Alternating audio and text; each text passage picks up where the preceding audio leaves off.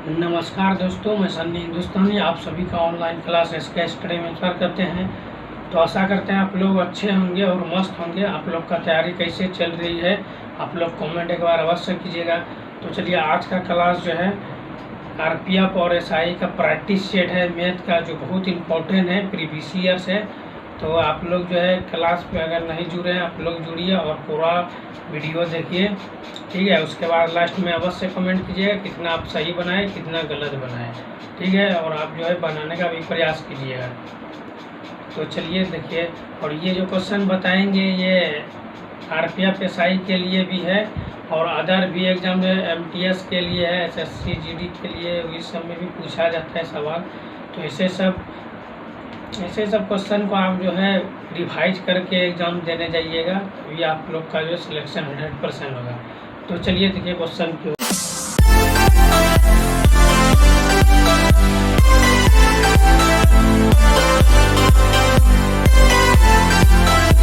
तो देखिए ऐसे सब क्वेश्चन जब भी एग्जाम में आएगा, देखिए क्वेश्चन क्या है, ये मोस्ट इम्पॉर्टेंट क्वेश्चन है, ठीक है। मोस्ट इम्पॉर्टेंट क्वेश्चन है, वेरी वेरी इंपॉर्टेंट। आप ऐसा नहीं समझिएगा कि ये क्वेश्चन इम्पोर्टेंट नहीं है। अगर ये क्वेश्चन जो है आरआरबी में पूछा है, अगर ये एनटीपीसी में पूछा है तो ग्रुप डी में भी पूछेगा, ठीक है। एसएससी सीजीएल में भी ये सब क्वेश्चन पूछता है। देखिए क्वेश्चन क्या है, क्वेश्चन को समझिएगा। क्वेश्चन क्या है, यदि n एक प्राकृतिक संख्या है, ठीक है। तो आप लोग जो क्लास 10 में ही पढ़े हैं कि n एक प्राकृतिक संख्या है। और प्राकृतिक संख्या किसे कहते हैं, जो गिनती की संख्या होती है वही प्राकृतिक संख्या आता है, ठीक है। तो गिनती जो 1 2 3 होता है तो n पे पावर क्या है, q बोलिए या 3 बोलिए माइनस n हमेशा डॉट डॉट से विभाजित होता है। इसका कहने का अर्थ हुआ, अगर n पे पावर, ठीक है, अगर n पे पावर 3 रहे तो ये जो है हमेशा किससे विभाजित होगी। तो देखिए जब भी सब टाइप का क्वेश्चन रहे तो इसमें क्या कॉमन ले लीजिए, n कॉमन ले लीजिए, तो n स्क्वायर हो गया और ये क्या हो गया 1। तो नहीं कुछ तो 1 का स्क्वायर कीजिएगा तो 1 ही आ जाएगा। तो ये कौन सा फार्मूले पे है, ये हो गया क्लास 10 वाले a स्क्वायर और माइनस b स्क्वायर। तो इसका सूत्र क्या होता है, a square minus b square का, तो a प्लस b और इंटू जो है a माइनस b, ये फार्मूला होता है ना, क्लास 10 में आप लोग पढ़े होंगे। तो देखिए यहाँ पे, ठीक है, समझिएगा। तो यहाँ पे क्या करना है, तो n हो गया और n प्लस 1, फिर क्या है n माइनस 1, ठीक है। तो ये जो है ये है एक संख्या होगा, ये 2 संख्या, ये 3 संख्या। तो जब भी इसे ये 3 संख्या वाली, जब भी यहाँ पे आप शॉर्ट ट्रिक में इसे समझ लीजिए, जब भी यहाँ पे अगर क्यू रहे, ये जहाँ n पे पावर अगर 3 रहे जब भी, तो आप समझ जाइएगा ये जो है 3 जो है 6 से विभाजित हमेशा होगा, ठीक है। जब लगातार 3 संख्या रहे, ठीक है, जब लगातार, देखिए जब लगातार, ठीक है, जब लगातार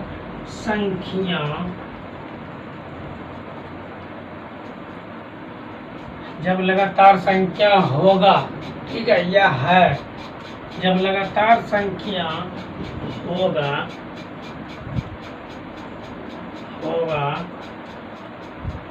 तो वह हमेशा 6 से विभाज्य होगी, ठीक है, क्या हमेशा 6 से विभाज्य होगी। ये आपका आंसर, यानी इसका कहने का अर्थ हुआ कि अगर कोई भी संख्या अगर ऐसे दिया हुआ रहे, प्राकृतिक संख्या, कि अगर लगातार संख्या रहे 1 2 3 लगातार संख्या रहे, तो ये ऐसे स्थिति में 6 से पूर्णतः वो पूरा विभाजित है। एग्जाम्पल के लिए देख लीजिए, ठीक है, क्या है, एग्जाम्पल के लिए देखिए n plus 1 into n minus 1। तो देखिए अगर n क्या है, 1 2 3 लगातार संख्या है, मान के चलिए n का वैल्यू 2 है, तो 2 लिख दिए, ये कितना हो गया 3, ठीक है। और ये कितना होगा, तो 2 में जो है यहाँ पे 2 दीजिए, 2 में 1 घटेगा, क्या होता है 1, तो ये कितना हो गया 6। अब 6 पूर्णतः विभाजित है, पूरा कटना चाहिए, तो ये जो है 6 से पूर्णतः विभाजित है, 1 हो गया। तो ऐसे ही लगातार संख्या रहेगा, ये जांच करने के लिए आपको बता दिए। तो ऐसा सब क्वेश्चन जब भी पूछे कि n पे पावर क्यूब रहे -n है, तो इसी तरीके से आप बना लीजिएगा। उसके बाद जब लगातार संख्या रहेगा तो हमेशा जो है 6 से विभाजित होगा, तो आपका जो है ऑप्शन जो है बी करेक्ट आंसर है। ठीक है, चलिए आज क्लास आप लोग अच्छे तरीके से पढ़ाई कर रहे हैं, अच्छी बात है। ऐसे आप लोग डेली जुड़े रहिए और मन लगा कर जुड़े रहिए, ठीक है। मन लगा कर पढ़िए, जितना भी टाइम आप लोग पढ़ाई में दे सकें, पढ़ाई से ही आप लोग का सिलेक्शन होने वाला है। चलिए अच्छी बात है, अगर समझ में आ रहा है तो अच्छी बात है, नहीं भी समझ में आ रहा है, कोई भी डाउट है तो आप कमेंट कर सकते हैं, दोबारा बताएंगे, फिर से बताएंगे। चलिए अच्छी बात है, तो चलते हैं फिर नेक्स्ट क्वेश्चन। इस समय ये क्वेश्चन में, क्वेश्चन 1 में किसी को कोई डाउट है नहीं, तो चलिए फिर क्वेश्चन 2 पे चलते हैं।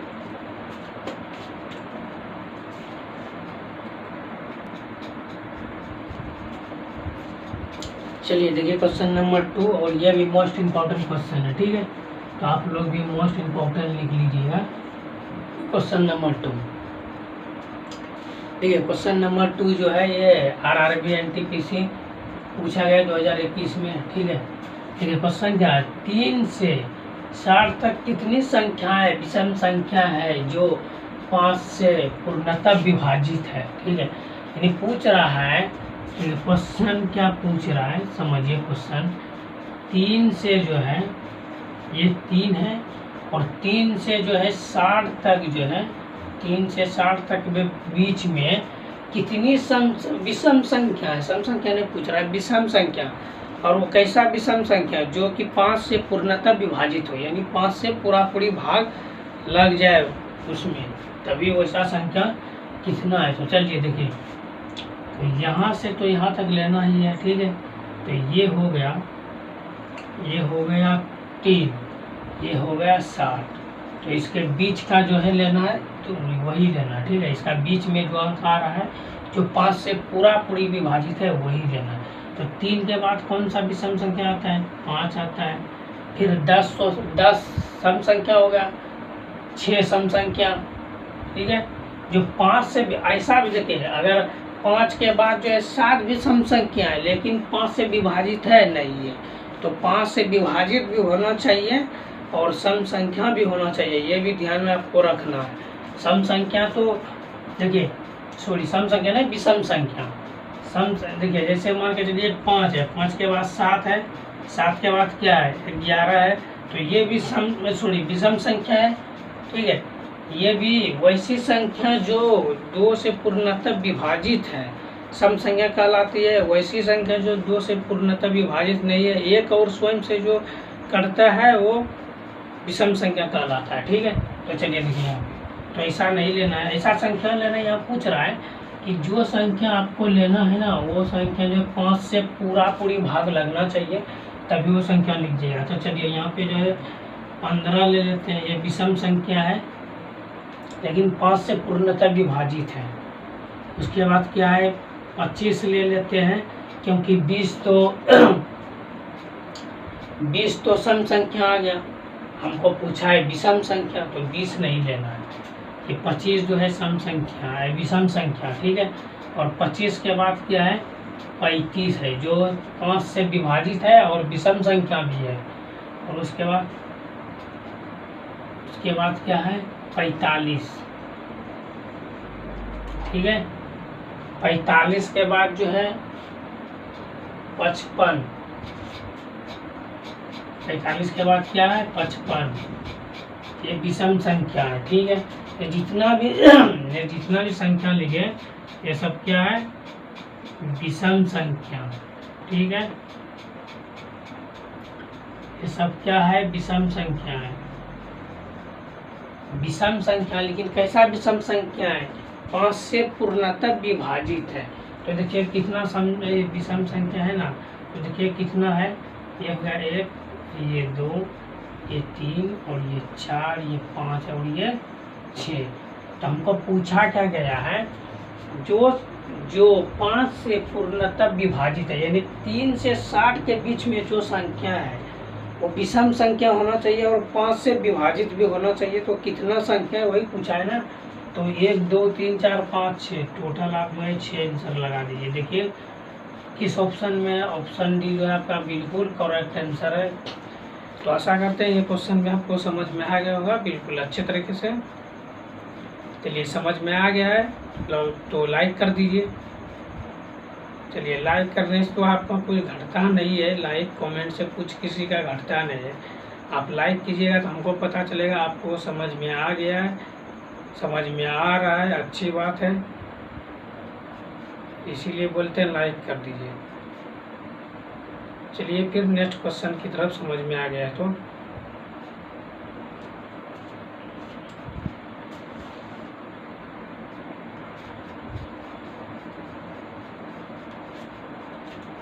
चलिए देखिए क्वेश्चन नंबर 3। देखिए ये भी मोस्ट इम्पोर्टेंट क्वेश्चन है, ठीक है, तो आप लोग भी मोस्ट लगा दीजिएगा इसमें। क्वेश्चन 3 देखिए क्या है क्वेश्चन। देखिए ये क्वेश्चन जो है आरआरबी जो है आरपीएफ एसआई का जो है 2024 में जो फॉर्म अभी वर्तमान में निकला है, तो ये जो है 2019 का है, प्रीवियस ईयर्स है, तो ये पूछा गया क्वेश्चन है, ठीक है। तो चलिए इसे सब क्वेश्चन को किस तरीके एग्जाम में आप लोग बनाइएगा। तो चलिए सब ट्रिक बता देते हैं।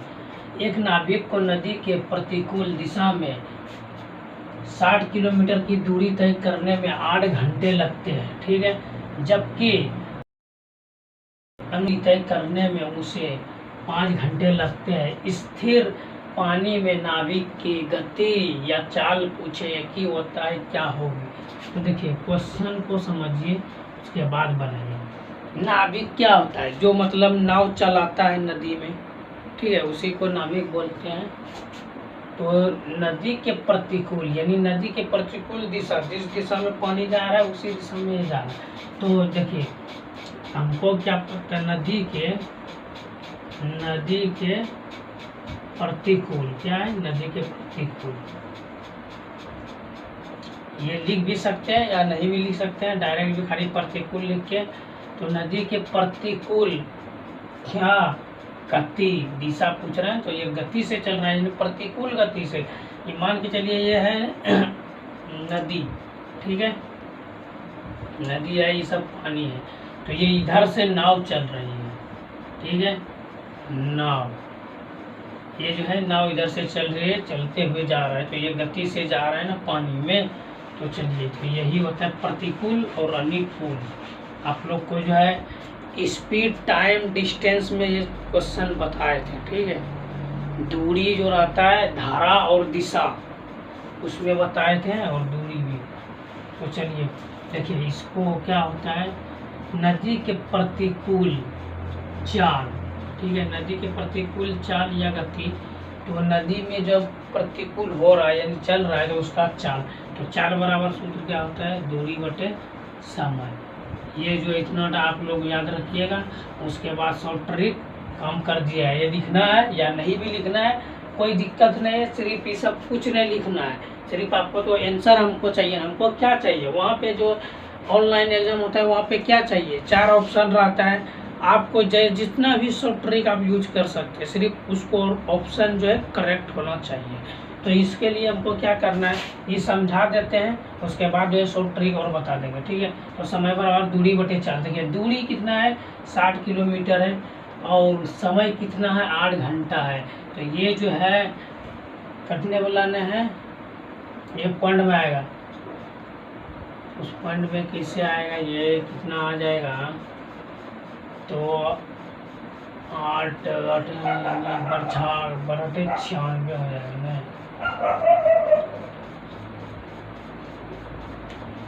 तो ये जो है डिवाइडेड देख लेते हैं, तो 48 ठीक 64 8 64 60 हो जाएगा, लेकिन यहाँ पे 8 7 56 ये कट गया, यहाँ पे एक जीरो, यहाँ 4 आया, 5 दीजिए, 8 पंजे 40, ठीक है।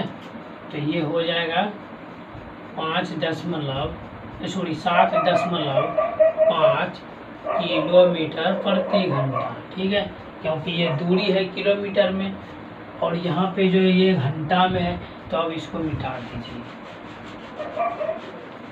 ठीक। तो उसी तरह जो है अनुप्रवाह, ठीक है, ऐसे लिख दीजिए,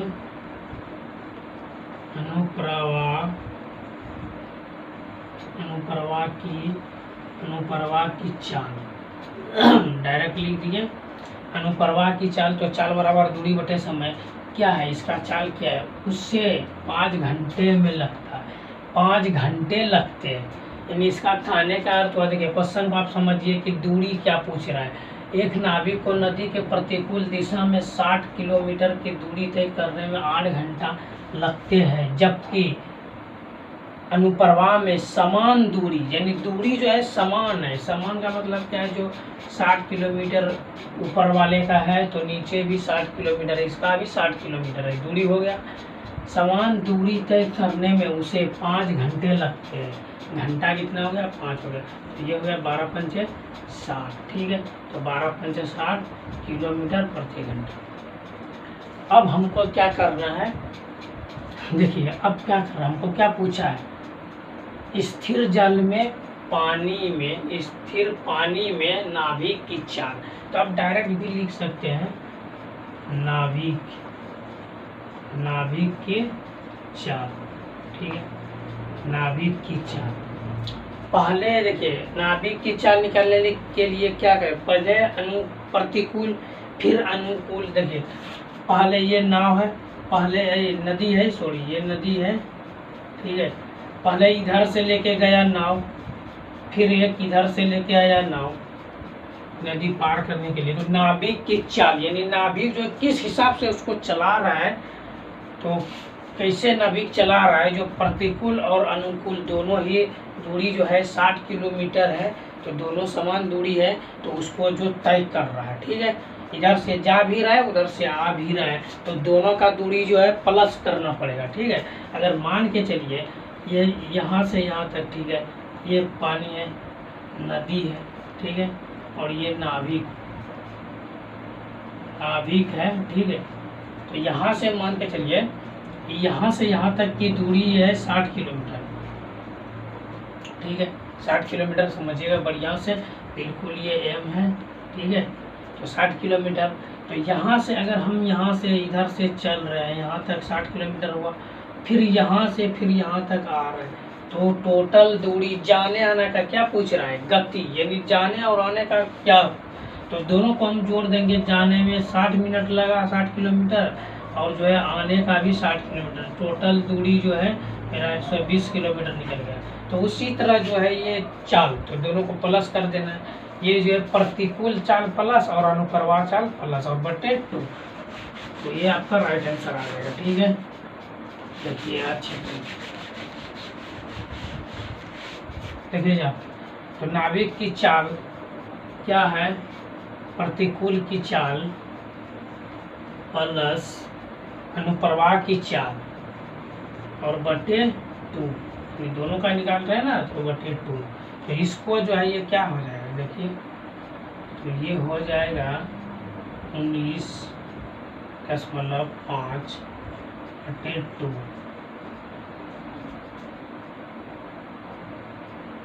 और अब इसको देखिए, इसको कटाने का प्रयास कीजिए, देखिए किससे कटता है ये,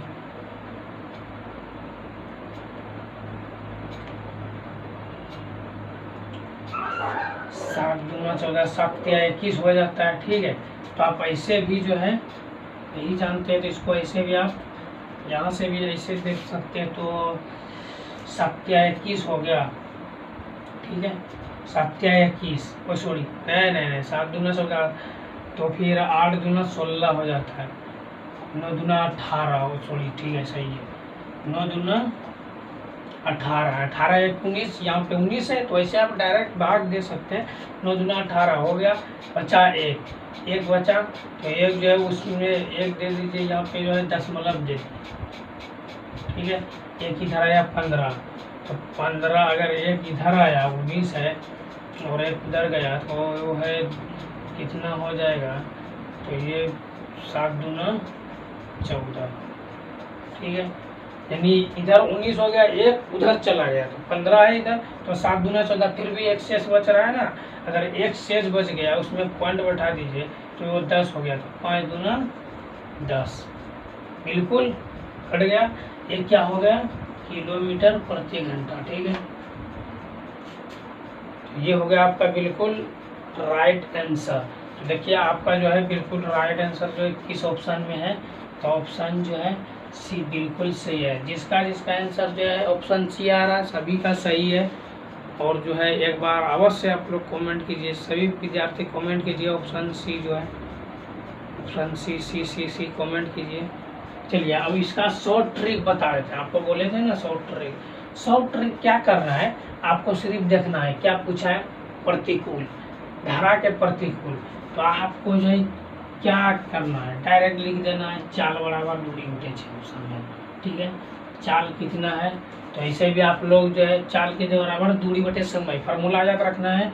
तो 60 बटे 8, 8 घंटा कितना है, समय कितना 8, तो ये जो है 7.5 किलोमीटर हो गया प्रति घंटा, ठीक है।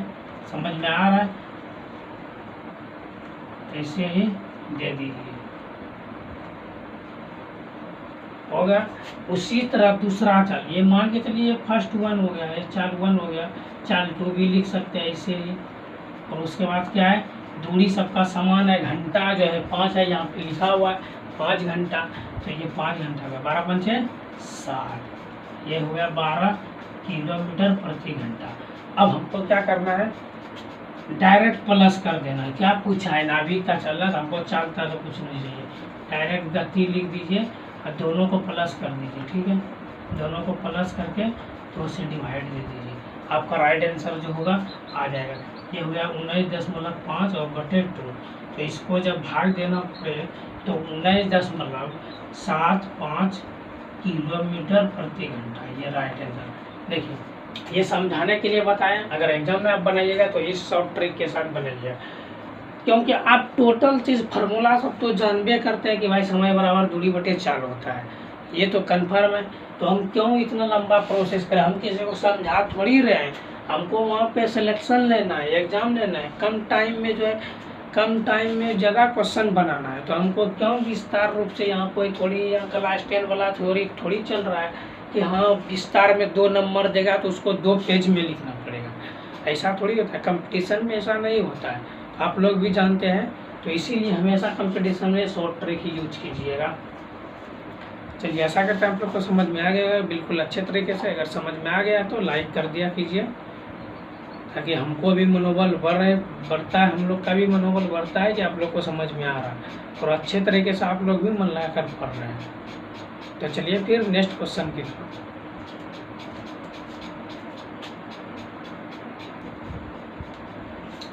देखिए क्वेश्चन नंबर 4 जो है ये भी मोस्ट इम्पोर्टेंट है, ठीक है, और प्रीवियस ईयर से पूछा गया क्वेश्चन है। ये जो है ग्रुप डी में जो है 2018 में पूछा गया था, ठीक है। 2018 में क्वेश्चन पूछा गया।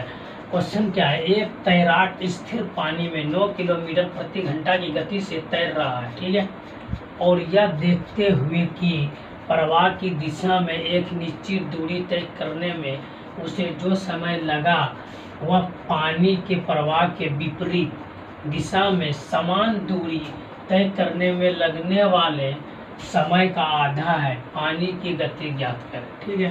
तो जब भी इस सब टाइप का क्वेश्चन पूछे, जब समान दूरी पूछ रहा है तो समान दूरी का मतलब क्या, तो पहले सबसे पहले क्या पे पानी में गति, गति बोलिए या चाल बोलिए बरोबर है, दिशा बोलिए।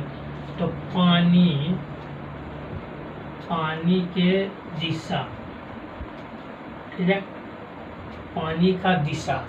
उसके बाद क्या है, ठीक है, पानी के दिशा बोलिए या फिर एक समान दिशा से चल रहा है, ठीक है। पानी का जो दिशा है जैसे ये पानी है, ठीक है, ये पानी है, और इसके तैराक क्या होता है, तैरने वाला पानी। देखिए जिस तरह, अगर जिसको तैरना नहीं आता है, देखिए जिस तरह जो है ज़्यादा पानी चल रहा है, जैसे धारा इधर से बढ़ रही है, तो अगर आप लोग जो है इधर से सो जाइएगा, ऐसे ऐसे भी किसी तरह भी कीजिएगा तो वो धीरे धीरे पार हो जाएगा, तैरना सीख जाइएगा। तो यही होता है समय, ये जो है इसी दिशा में चल रही है, ठीक है। तो चलिए आगे देखिए क्वेश्चन क्या है। और क्या है, पानी के दिशा, तो टाइम उसमें है कि दिशा, मतलब पानी का जो दिशा होता है वो टोटल जो है 9 किलोमीटर वो मतलब गति करता है, तैरता है 9 किलोमीटर, ठीक है। तो और फिर ये हो गया अनुपात में, इसको ले लीजिए। फिर क्या है, पानी, पानी के विपरीत, दोनों लेना है ना, दिशा, ये पानी है, इधर से जा रहा है, ये इस पूरब की दिशा की ओर जा रहा है, ये फिर इधर से आ रहा है, ये उल्टा दिशा आ रहा है, तो ये विपरीत हो गया और ये दिशा हो गया, ठीक है। तो यहाँ तक क्लियर है कॉन्सेप्ट। चलिए देखिए यहाँ पे समझिए, पानी के विपरीत दिशा।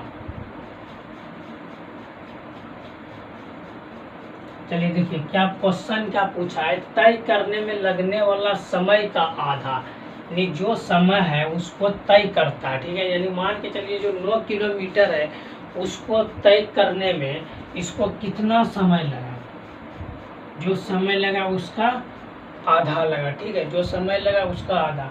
मान के चलिए ये जो है, अगर ये विपरीत दिशा में इसको जाने में 2 समय लगता है, मान के चलिए 2 घंटा लगता है, तो ये जो है पानी के दिशा में अगर इधर से गया तो इसको 1 घंटा लगेगा,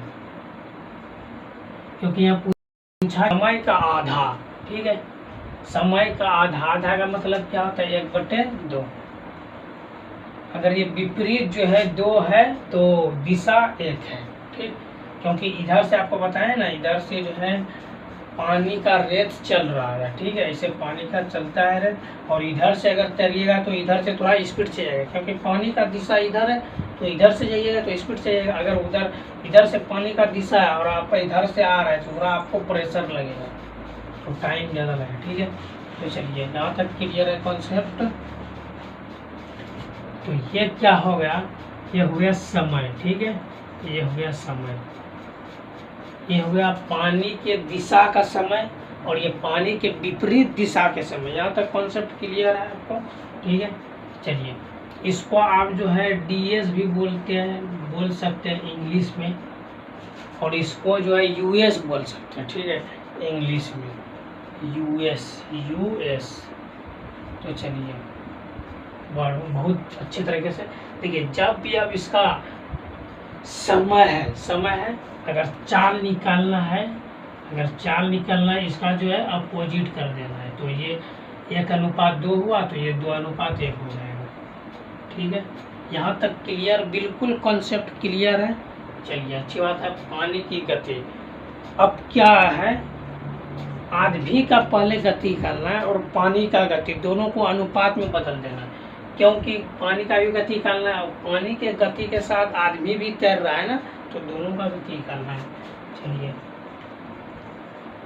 आदमी की गति अनुपात, उसके बाद क्या है, पानी की गति, समझ में आ रहा है आप लोग को, बिल्कुल अच्छी तरीके से समझ में आ रहा है ना। तो आदमी की गति और पानी की गति, तो आदमी की गति क्या है और पानी की गति क्या है, तो हमको कैसे निकालना है, इसका फार्मूला क्या होता है, इसका फार्मूला आता है DS + US और बटे 2, ये फार्मूला होता है। तो दोनों में एक ही फार्मूला लगता है। तो देखिए DS क्या है 1, तो ये दोनों को जोड़ दीजिए, आप डायरेक्ट भी लिख सकते हो, कोई दिक्कत नहीं है। तो ये जो है इसका भी वही फार्मूला है, DS + US और बटे 2, ठीक है, यहाँ तक समझ गए। अब आप डायरेक्ट लिख सकते हैं, DS कितना है 1 है, समय 1 है, तो विपरीत दिशा कितना है, तो 1 + 2 और बटे 2, इसे भी लिख सकते हैं। और इसमें जो है DS कितना है 2 और US + 1/2, तो देखिए यहाँ पे देखिए, अगर अनुपात में अगर नीचे जो है सेम रहे तो इसको जो है इसे डायरेक्ट घटा दीजिए। इसे 2 से 2 खत्म, 2 से 2 कैंसिल हो गया। अब इसको देखिए, ये क्या है 3 अनुपात, और ये कितना है, ये भी 3 है। और यहाँ पे माइनस होगा, सॉरी बाबा सॉरी, यहाँ पे माइनस होता है क्योंकि ये विपरीत दिशा है, ये उल्टा दिशा है, तो यहाँ पर ये उल्टा वाला काम करेगा, तो ये हो जाएगा 1, ये हो जाएगा 1 हो जाएगा, क्योंकि यहाँ पे विपरीत पूछा है। विपरीत मतलब उल्टा होता है, यानी माइनस करना पड़ेगा। तो यहाँ तक आपको कॉन्सेप्ट क्लियर है। चलिए आगे देखते हैं। अब देखिए आपको क्या पूछा क्या गया है। देखिए यहाँ पे 3 अनुपात, ये 3 अनुपात जो है क्या, आदमी की गति, और यहाँ क्या पूछा है, एक तैराक स्थित पानी में 9 किलोमीटर गति।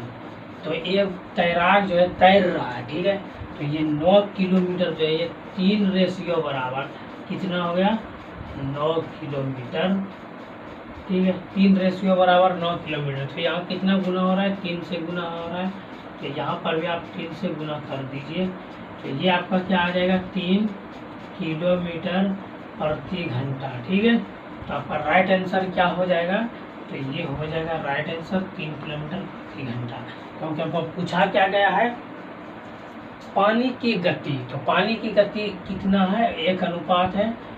अगर ये जो है 3 से गुना हो रहा है तो ये भी 3 से गुना हो जाएगा, ठीक है। तो ये ऑप्शन जो है देखिए किसमें, बी फॉर बाहुबली, ऑप्शन जो है बी आपका बिल्कुल सही है। तो आशा करते हैं कि ऐसा सब क्वेश्चन जब भी एग्जाम में आएगा आप 1-2 बार रिवाइज कर लीजिएगा, और ऐसा सब क्वेश्चन अवश्य आता है। तो इस सब क्वेश्चन को आपको घबराने की ज़रूरत नहीं है, थोड़ा मेहनत की ज़रूरत है। तो आप लोग मेहनत करिए और अपना ईमानदारी से मेहनत कीजिए। आशा करते हैं ये क्वेश्चन भी समझ में आ गया होगा आपको। अगर आ गया है तो लाइक कर दीजिए। चलते हैं फिर नेक्स्ट क्वेश्चन की तरफ, ठीक है।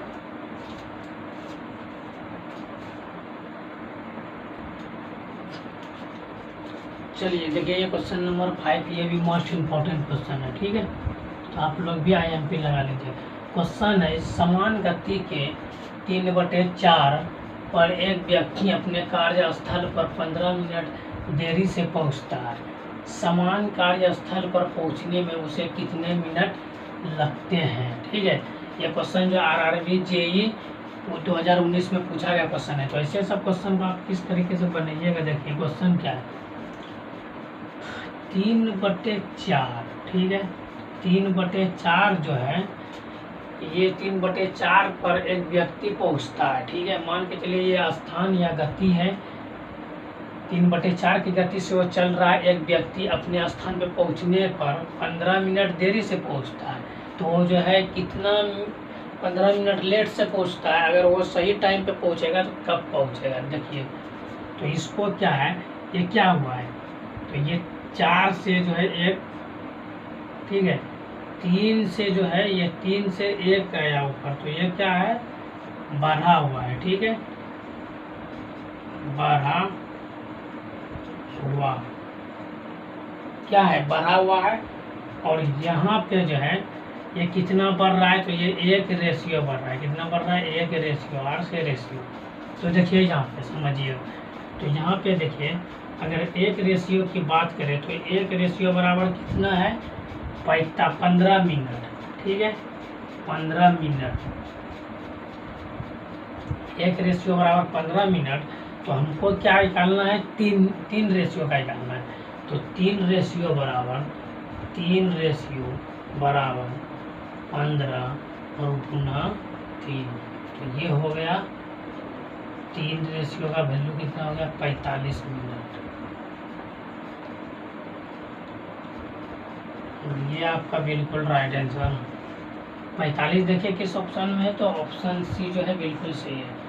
तो ऐसे सब क्वेश्चन को अगर हम शॉर्ट ट्रिक के साथ आप लोग को सिखा रहे हैं, अगर आपको अच्छा लग रहा है, समझ में आ रहा है, तो आप लाइक कर दिया कीजिए, क्योंकि हम भी मेहनत करते हैं आप लोग के लिए, तो आप लोग का भी फर्ज बनता है कि लाइक कर दिया कीजिए। तो चलिए लाइक कर दिए, अच्छी बात है। समझ में आ गया, चलिए समझ में आ गया तो फिर चलते हैं फिर नेक्स्ट क्वेश्चन की तरफ।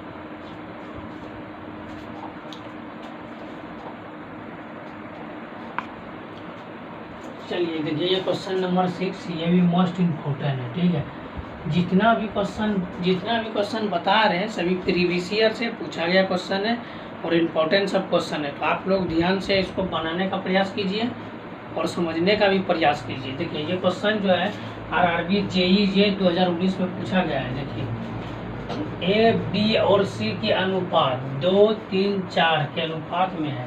उनकी आयु का योग 108 है। ठीक है, 12 वर्ष बाद, ठीक है, 12 वर्ष बाद उनकी आयु का अनुपात क्या हो। तो देखिए, जब भी सब टाइप का क्वेश्चन पूछे, क्या है A, B, C सभी का अनुपात लीजिए।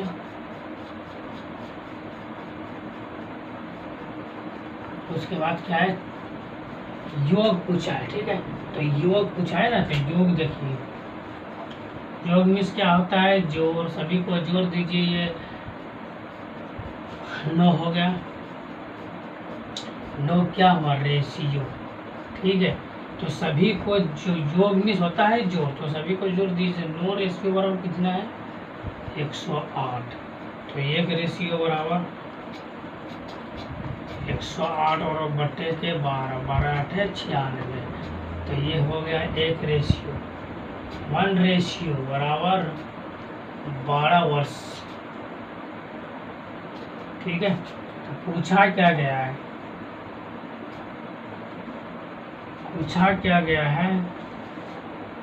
पूछा है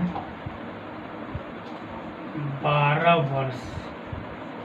वर्ष बाद। ठीक है, पूछा है उनकी आयु का योग तो निकाल दिया। एक रेशियो बराबर 12 वर्ष बाद, यानी इसमें 12 वर्ष बाद यानी प्लस करना है 12। ठीक है, तो देखिए 12 वर्ष बराबर कितना है, एक रेशियो, तो इसमें प्लस एक रेशियो कर दीजिए। तो ये हो गया 3 रेशियो और ये हो गया 4 रेशियो, ये हो गया 5 रेशियो। तो यही तो आपका राइट आंसर आ गया ना, यही तो आंसर आ गया ना। देखिए किसमें 3, 4, 5, 3, 4, 5 ऑप्शन जो है डी बिल्कुल सही है। तो ये सब क्वेश्चन होला भले है। ठीक है, अगर आप नहीं जानते तो आप के लिए भारी ही है। तो ऐसे सब क्वेश्चन को हल्के में मत लीजिएगा, आप लोग से विनती है। छोटा छोटा क्वेश्चन ही, ऐसा नहीं कि छोटा क्वेश्चन को छोड़ देंगे बड़ा क्वेश्चन को बनाएंगे फिर बड़ा को छोड़ देंगे। सभी को मीडियम में मिला के चलना है और सभी क्वेश्चन पूछा जाता है, सभी प्रीवियस ईयर्स है। और अच्छे तरीके से आप लोग तैयारी कीजिए और मन लगा कर पढ़िए, खूब पढ़िए, सिलेक्शन लीजिए, अपना जो है अपना सपना जो है उसको पूरा कीजिए, अपना मंजिल को पूरा कीजिए और अपना जो है सपना उसको पूरा कीजिए। ठीक है, तो चलते फिर नेक्स्ट क्वेश्चन की तरफ।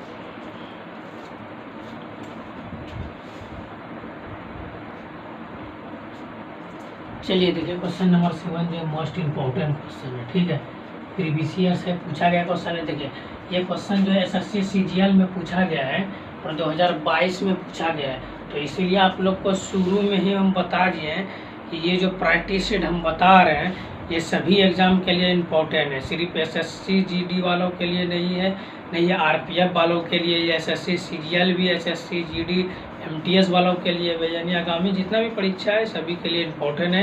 तो आप लोग सभी जो है जिस भी एग्ज़ाम का आप तैयारी कर रहे हैं तो सभी देखिए और अच्छे तरीके से समझिए। ठीक है, देखिए क्वेश्चन क्या है, A और B किसी कार्य को 6 घंटे में पूरा कर सकते हैं। ठीक है, और A, B और C तीनों मिलकर उसी काम को 4 घंटे में पूरा कर सकते हैं, तो C अकेले काम को कितने समय में समाप्त करेगा। ठीक है, यानी इसका कहने का मतलब हुआ 6 घंटे में तीनों मिलकर काम करता है। ठीक है, और 4 घंटा जो है तीनों मिलकर जो है 4 घंटा कम करता है। A और B 6 घंटा करता है, फिर तीनों मिल जाता है 4 घंटा करता है, तो C अकेले कितने दिन में करेगा।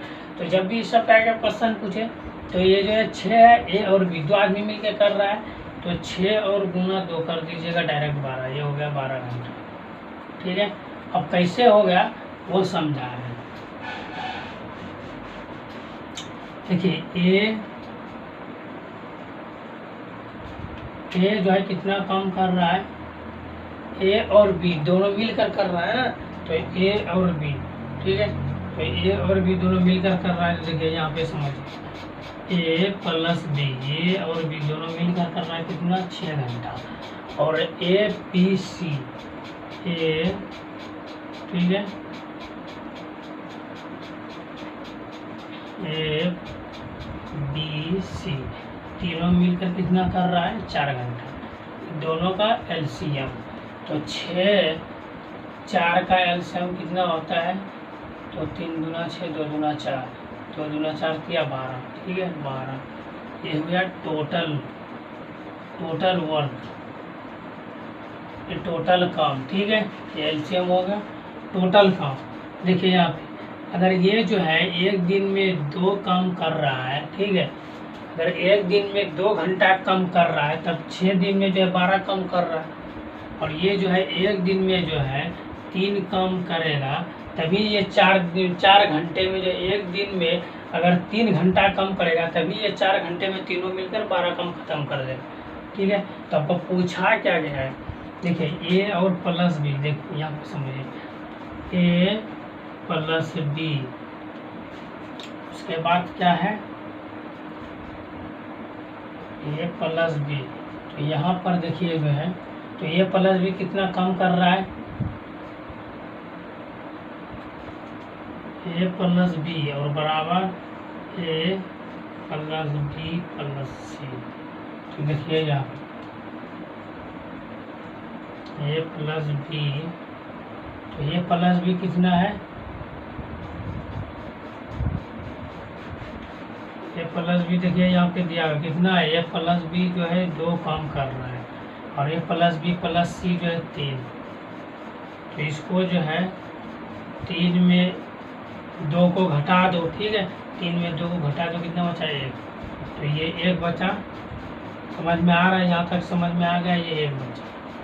ये जो है सी का वैल्यू बचा, किसका वैल्यू बचा सी का, क्योंकि ए और बी का तो यहाँ पे है, ये सी का वैल्यू बचा।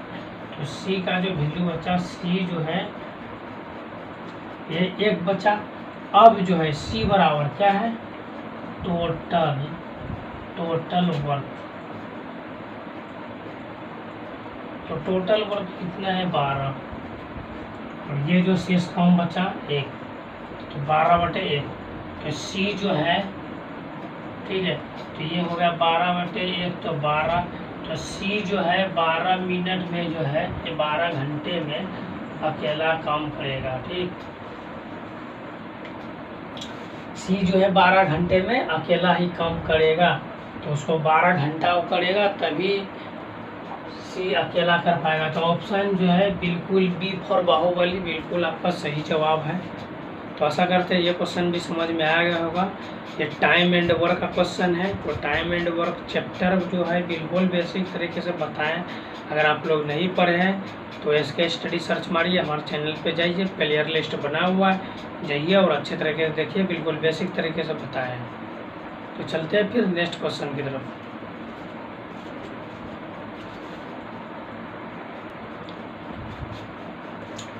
चलिए देखिए ये क्वेश्चन मोस्ट इम्पोर्टेंट है, ठीक है। क्वेश्चन नंबर 8 मोस्ट इम्पोर्टेंट है, और ये क्वेश्चन जो है SSC MTS 2021 में पूछा गया है, ठीक है। तो आप लोग जो है बिल्कुल अच्छे तरीके से ध्यान दीजिए। यह भी क्वेश्चन टाइम एंड वर्क का क्वेश्चन है। क्वेश्चन है ए और बी एक कार्य को क्रमशः 15 दिन और 25 दिन में कर सकते हैं। उन्होंने 5 दिन तक एक साथ कार्य किया, ठीक है, तथा उसके बाद बी के स्थान पर सी आ गया और शेष काम को ए और सी ने अगले 4 दिन में पूरा किया। सी अकेले उस कार्य को कितने दिन में पूरा करेंगे। इससे पहले क्वेश्चन 7 बताए थे, तो ये क्वेश्चन 8 है, उसी पे आधारित है। देखते हैं कौन कौन कमेंट करता है। इसका जवाब आप लोग कमेंट बॉक्स में दीजिए, देने का प्रयास कीजिए, उसके बाद हम बता देंगे।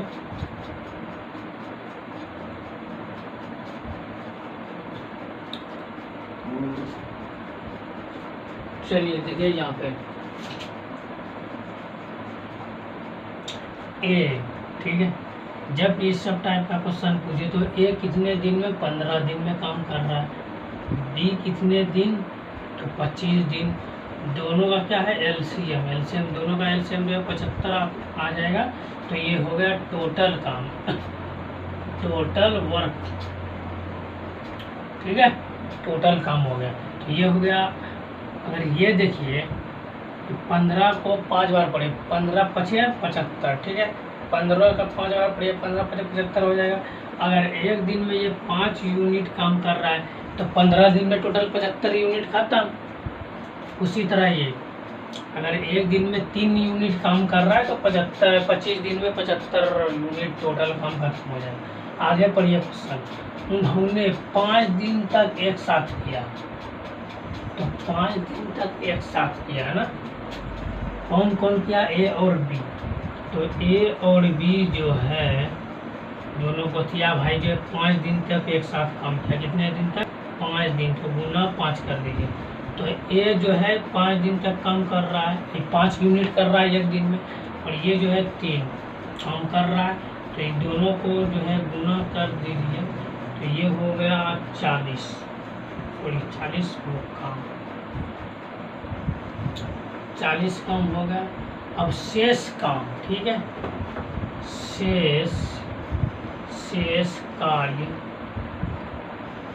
शेष कार्य टोटल कार्य के काम कितना है 75। 75 में जो 40 घटाइएगा तो आपका कितना आएगा 35। तो 35 काम बचा, ठीक है।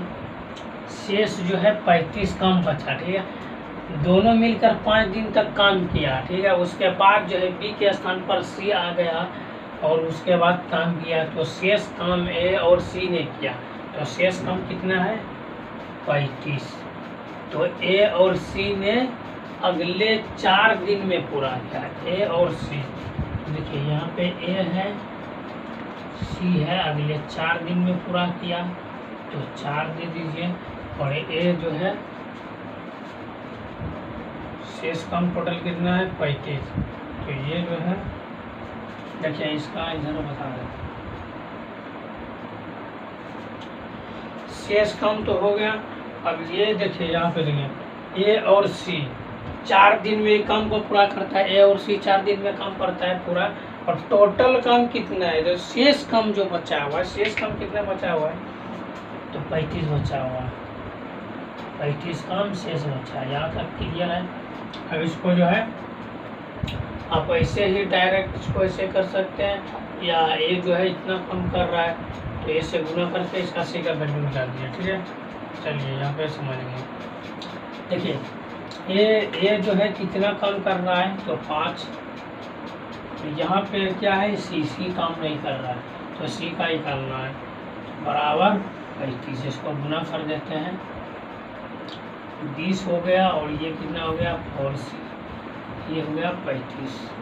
ये प्लस है तो 4c बराबर 35 और माइनस 20 कितना हो गया, सी बराबर कितना हो गया, ये कितना है तो ये हो गया 5 15, ठीक है।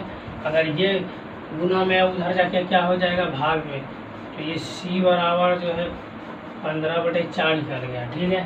तो सी का क्षमता एक दिन का ये जो है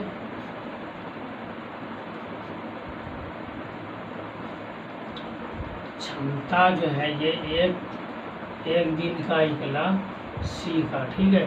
सी का निकला एक दिन का क्षमता। तो हमको क्या टोटल वर्क कितना है 75।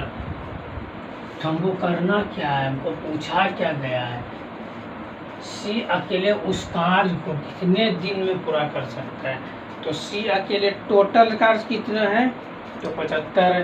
तो सी अकेले उस कार्य को कितने दिन में पूरा करेंगे, देखिए कितने दिन में पूरा करता है।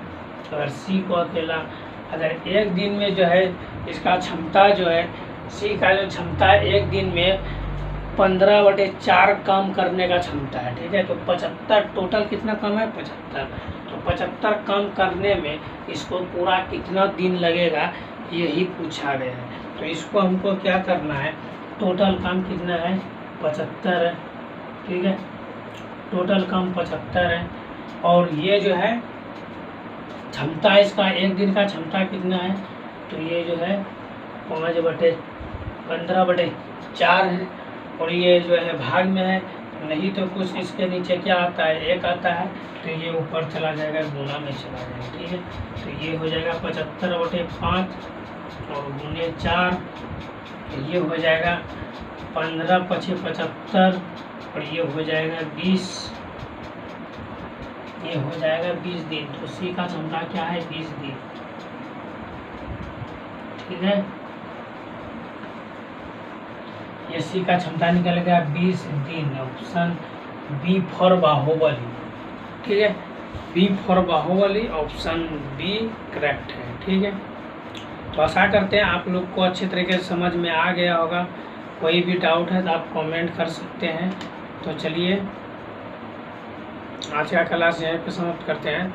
तो आप लोग कमेंट अवश्य कीजिएगा, कितना सही हुआ कितना गलत हुआ, कमेंट अवश्य कीजिएगा। ठीक है, हमारे चैनल पे अगर आप लोग पहली बार आए हैं, हमारे चैनल को सब्सक्राइब कर लीजिएगा।